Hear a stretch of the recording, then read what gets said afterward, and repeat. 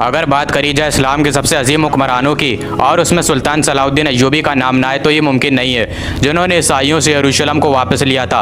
आज के इस वीडियो में हम लोग सुल्तान सलाउद्दीन अय्यूबी की पूरी दास्तान को जानेंगे, जिसका नाम है दास्तान सलाउद्दीन। दोस्तों, सुल्तान सलाउद्दीन अय्यूबी दुनिया के सबसे महान जंगजुओं में से एक हैं। सुल्तान सलाउद्दीन अय्यूबी की पैदाइश 1138 में टर्किट में हुई थी। उस वक्त उनके वालिद नजमुद्दीन टर्किट के हुक्मरान थे। दोस्तों, सुल्तान सलाउद्दीन अय्यूबी ने सारी जंगी सलाहियत अपने वालिद से ही सीखी। सुल्तान सलाउद्दीन अय्यूबी एक बहुत ही होशियार इंसान थे, जिन्हें अमन पसंद था और वो कभी भी लड़ाई करना नहीं चाहते थे। लेकिन सलाउद्दीन अय्यूबी की जिंदगी ने मोड़ तब लिया जब वो अपने चाचा के साथ इजिप्ट गए और वहाँ के दुश्मनों से उन्होंने जंग भी करी। अपनी चाचा की वफात के बाद सलाउद्दीन अय्यूबी इजिप्ट के कमांडर यानी कि वजीर बने। सलाउद्दीन अय्यूबी कभी भी बड़े महलों में नहीं रहे, वो मस्जिद के पास एक छोटे से घर में रहा करते थे। सलाउद्दीन अय्यूबी ने अपनी जिंदगी में कई जंगें लड़ी और उन्हें फतह किया। उन्होंने बड़ी बहादुरी से तकरीबन 20 सालों तक क्रूसेडर्स का सामना किया और उन्हें हार मानने पर मजबूर कर दिया। उन्होंने यूरोप की सारी ताकतों का एक साथ सामना करा, वो ताकत जो यरूशलेम को मुसलमानों से छीनने के लिए आई थी। दोस्तों, इतिहासकार क्रूसेडर्स को तारीख की सबसे लंबी जंग में से एक जंग मानते हैं। साथ ही वो जंग भी थी जिसमें बहुत ज्यादा खून बहा था। काफी मशक्कतों के बाद ईसाइयों ने दोबारा से यरूशलेम पर कब्जा कर लिया। मैं इतनी दफा क्रूसेडर्स का नाम ले चुका हूँ। आप सोच रहे होंगे कि क्रूसेडर्स था क्या। दोस्तों, क्रूसेडर्स का मतलब है मजहब की लड़ाई। ये जंग सिर्फ एक शहर के लिए लड़ी गई थी, जो कि यरूशलेम, जो कि तीनों ही मजहब यहूदी, ईसाई और इस्लाम में एक अहम मुकाम रखता है। ईसाइयों के लिए वो जगह है जहाँ पर ईसा अलैहिस्सलाम ने अपने दीन को फैलाया था। मुसलमानों के लिए ये जगह इसलिए जरूरी है क्योंकि इस शहर से हमारे नबी रसूलुल्लाह सल्लल्लाहु अलैहि वसल्लम मेराज के सफर पर गए थे। 15 जुलाई सन 1099 ये इस्लाम की तारीख का एक अंधेरे से भरा दिन था, क्योंकि हजरत उमर के यरूशलेम को फतह करने के 462 साल बाद यरूशलेम फिर से ईसाइयों के कब्जे में जा चुका था। इस दिन मुसलमानों पर इतने जुल्म हुए जिसका तस्करा भी नहीं किया जा सकता है। इस दिन तकरीबन 70,000 मुसलमानों को शहीद किया गया। सड़कों पर इतना खून था कि घोड़े चल नहीं पा रहे थे, वो फिसल जा रहे थे। पूरे शहर में कई सारी मस्जिदों को तोड़ा गया। सिर्फ मुसलमान ही नहीं, ईसाइयों को भी इससे नुकसान हुआ। वो ईसाई जिनका कल्चर ग्रीक, जॉर्जियन, आर्मेनियन था, उन पर कैथोलिक चर्च का कल्चर थोपा जाने लगा। ये खबर सुनकर कि मुसलमानों की तीसरी मुकद्दस जगह मुसलमानों के हाथ से निकल गई है, उसने पूरी दुनिया के ही मुसलमानों को हैरानी में डाल दिया था। अब्बासी खिलाफत उनके पास इतनी ताकत नहीं थी कि वो क्रूसेडर्स का सामना कर सके। यरूशलेम के अलावा क्रूसेडर्स ने कई और शहरों पर अपना कब्जा जमा लिया। मेडिटेरियन कोस्ट के पास 4 क्रूसेडर सल्तनत ने अपनी हुकूमत कायम कर ली, लेकिन इन क्रूसेडर्स का सामना सल्जूकियों से भी हुआ।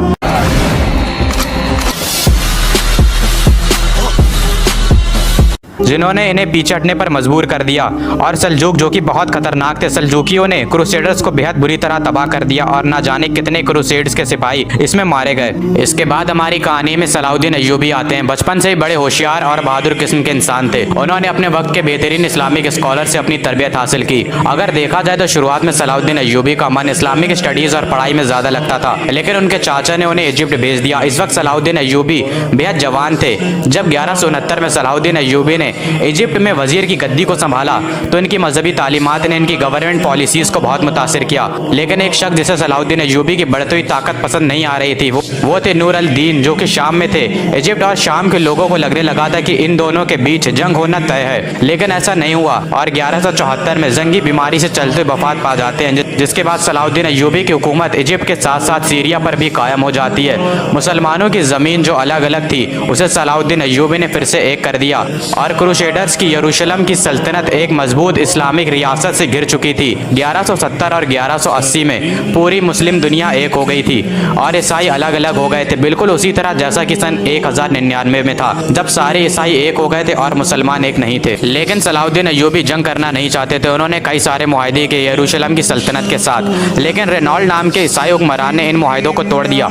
उसने कई सारे मुसलमानों का खून बहाया, यहाँ तक कि वो मक्का पर हमला करने की तैयारी करने लगा। जिसके बाद 1180 के दशक में सलाउद्दीन अय्यूबी की फौज ने इन क्रूसेडर्स का मुकाबला किया और इन्हें पीछे हटने पर मजबूर कर दिया। इसके बाद तो मुसलमानों और ईसाइयों में दुश्मनी बढ़ती गई और बात जंग तक पहुंच गई और सलाउद्दीन अय्यूबी और यरूशलेम की सल्तनत के बीच जंग होना तय हो गई और 1187 में ये जंग लड़ी गई, जिसे आज हम हत्तीन की जंग के नाम से जानते हैं। और इस जंग में सलाहुद्दीन अय्यूबी ने क्रूसेडर्स को खत्म करके रख दिया और फिर से मुसलमानों ने यरूशलेम को फतह किया, जिसका इंतजार मुसलमानों को पिछले 88 सालों से था। और इसके बाद सलाहुद्दीन अय्यूबी ने हजरत उमर के कदमों के निशान पर चले, जिन्होंने साल 637 में यरूशलेम को फतह किया था। लेकिन मुसलमानों ने ईसाइयों का खून ना बहाया, शहर में कत्लेआम ना हुआ और हर किसी को रहने और अपने दीन को फॉलो करने का पूरा हक था। अब जो यरूशलेम था वो पूरी तरह से मुसलमानों के कब्जे में आ चुका था। तो जाहिर सी बात है, ये खबर सुनने के बाद ईसाइयों को गुस्सा आना लाजमी था।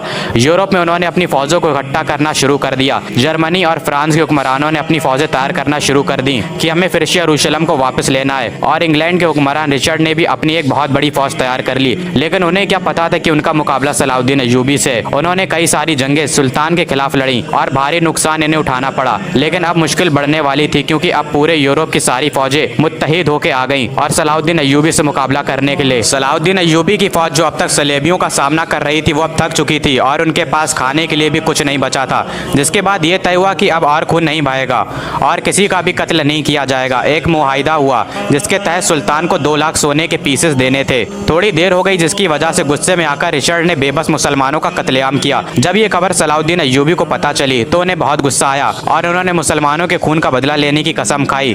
150 मील समुद्र का रास्ता तय करने के बाद सुल्तान ने इनके खिलाफ कई जंगें लड़ी और उन्हें भारी नुकसान पहुंचाया। जिसके बाद हुक्मरान रिचर्ड वो मुआहिदे के लिए मान गया और सुल्तान भी मान गए। जिसके बाद 1192 में एक समझौता हुआ और सारे क्रूसेडर्स को यरूशलेम से बाहर निकाला गया। इन्हीं के लिए अल्फाज फरमाए मौलाना तारिक जमील ने कि जिस कौम की बच्चियां नाच गाने को अपना शौक बना लें, उस कौम से नाचने गाने वाले ही पैदा होंगे। खालिद बिन वलीद पैदा नहीं होंगे, मोहम्मद बिन कासिम पैदा नहीं होंगे, तारिक बिन जियाद पैदा नहीं होंगे, सलाहुद्दीन अय्यूबी पैदा नहीं होंगे जो अकेले पूरे यूरोप का सामना करें। आपको पता है, सत्तीन की जंग में तकरीबन 7 सल्तनतें सलाहुद्दीन अय्यूबी के खिलाफ आ गई थी। पूरा यूरोप एक तरफ था, पूरा यूरोप उनके खिलाफ था और इधर तनहा सलाहुद्दीन था। इसके बावजूद उन्होंने उसमें इकट्ठा यूरोप को शिकस्त दी। रेनॉल्ड एक बादशाह था जिसने हज पर जाने वाले काफिले पर हमला किया और हाजियों को कैद कर लिया और कहने लगा कि बुलाओ अपने मोहम्मद को। तो जब हत्तीन की जंग हुई है, उसके बाद बड़े बड़े बादशाहों को मुसलमानों के हाथों कैद किया गया, जिसमें रेनॉल्ड भी था। तकरीबन 12 बादशाह कैद हुए हैं और सब प्याज की शिद्दत से तड़प रहे थे। सलाहुद्दीन अय्यूबी ने सबको पानी पिलाया, रेनॉल्ड को नहीं पिलाया। तो उनमें से एक जो हुक्मरान था, उसने अपने में से थोड़ा सा पानी बचाकर रेनॉल्ड को दे दिया। तो सलाहुद्दीन अय्यूबी ने कहा कि ये पानी तुम पिला रहे हो, मैं नहीं पिला रहा हूँ, क्योंकि इस्लाम में जब आप पानी पिलाते हैं तो ये अमन की निशानी होती है। रेनॉल्ड को इस्लाम की दावत दी गई, लेकिन उसने इनकार कर दिया। तो सलाहुद्दीन अय्यूबी ने कहा कि मैंने कसम खाई थी जब तूने हाजियों के काफिले पर हमला किया था और कहा था कि बुला अपने मोहम्मद को सल्लल्लाहु ताला अलैहि वसल्लम, तो मैंने कसम खाई थी कि अगर अल्लाह ने मुझे मौका दिया तो मैं अपने हाथों से तेरी गर्दन को उड़ाऊंगा। ले आज ये मोहम्मद का अदना गुलाम तेरी गर्दन उड़ाने जा रहा है। और सलाहुद्दीन अय्यूबी ने उसकी गर्दन उड़ाई तो बाकी के जो बादशाह थे वो कपकपाने लगे। तो सलाहुद्दीन अय्यूबी ने कहा कि हमारे इस्लाम में नहीं है, हमारे इस्लाम में बादशाहों के साथ बादशाहों वाला सलूक ही किया जाता है। लेकिन ये अपनी हद से ज्यादा आगे बढ़ गया था। और ये अल्फाज है सलाहुद्दीन अय्यूबी के कि अगर तुम्हें किसी कौम को बिना जंग के बर्बाद करना है तो उस कौम के नौजवानों में अय्याशी को आम कर दो और वो कौम बिना जंग के ही बर्बाद हो जाएगी। आप ध्यान दीजिए, जब तक मुसलमानों ने दीन के रास्ते पर हुकूमत की है तब तक शान से हुकूमत की है, लेकिन फिर उसके बाद मुसलमान अय्याशियों में डूब गए। अल्लाह ने अरबियों को ताकत दी थी हुकूमत करने की, क्योंकि रसूलुल्लाह सल्लल्लाहु अलैहि वसल्लम उनमें से एक थे। लेकिन फिर अरबी अय्याशियों में डूब गए और खुद की ताकत को खत्म कर बैठे। उस वक्त भी अरबियों के हाथ से निकला था यरूशलेम। अरबियों में इतनी ताकत नहीं बची थी कि वो फिर से वापस ले सकें। सलाहुद्दीन अय्यूबी ने वापस ला कर दिया और फिर इनके बाद क़यादत किनके हाथों में आई? तुर्कों के हाथों में आई। सुल्तान सलाहुद्दीन अय्यूबी कहने को तो सुल्तान थे, लेकिन उन्होंने अपनी ज़िंदगी कैसे गुजारी ये सब जानते हैं। बड़ी शक्तियाँ देखी उन्होंने, अपनी ज़िंदगी में बड़ी बड़ी जंगें लड़ी और आज फिर यरूशलेम मुंतज़िर है सलाहुद्दीन अय्यूबी का। सुल्तान सलाहुद्दीन अय्यूबी की बहादुरी का अंदाज़ा इसी बात से लगा सकते हैं कि हत्तीन की जंग में तकरीबन 8 सल्तनतें अकेले एक साथ आई थी और इधर सुल्तान सलाहुद्दीन अकेले थे। इसके बावजूद सलाहुद्दीन अय्यूबी ने उन सबको शिकस्त दी और इतने रहमदिल थे कि उन्होंने सबको छोड़ दिया। कोई भी आके यरूशलेम में इबादत कर सकता है, कोई भी आकर रह सकता है। ये रहमदिली थी सलाहुद्दीन अय्यूबी की। और इसी के साथ हमारी वीडियो खत्म होती है। उम्मीद करता हूँ आप लोगों को पसंद आई होगी। मिलते हैं किसी और नए वीडियो में, तब तक के लिए अल्लाह हाफिज़।